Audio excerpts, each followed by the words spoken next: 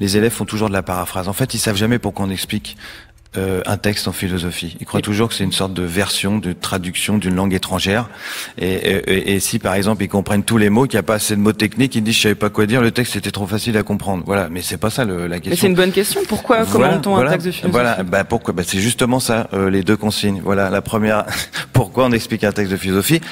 Parce qu'il y a un problème, parce il soulève un problème philosophique. Quand bien même le texte est limpide à comprendre, ce qu'il faut savoir, c'est que les thèses qu'il soulève sont, elles, très problématiques. Donc, mon conseil méthodique, c'est d'abord de s'étonner, dès l'introduction, se demander, quand on a vu la thèse de Bergson qui dit le langage est un obstacle à la connaissance, se demander pour qui, pourquoi cette thèse est-elle étonnante. Voilà, pour qui et pourquoi. Pour qui en général c'est sens commun, c'est n'importe qui, puisque c'est paradoxal.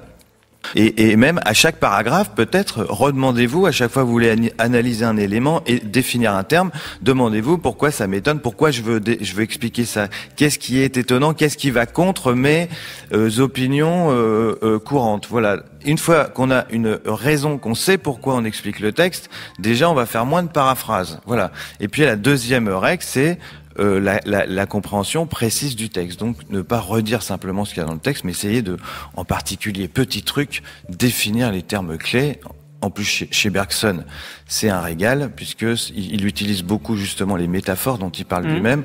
Là-dedans, il parle d'étiquette, il parle de résonance, de symboles, etc. Donc, il parle de genre, donc les termes centraux, il faut les définir, et ce qui permet... voilà. Donc, si vous définissez les termes clés, si vous avez une raison d'expliquer le texte, moi je pense que vous aurez du mal à faire de la paraphrase et à ne pas avoir la moyenne, quoi. Voilà. Mais il faut savoir pourquoi on explique un texte, quoi. Voilà. Savoir définir des termes et s'étonner. Et s'étonner tout le temps. Voilà, s'étonner tout le temps.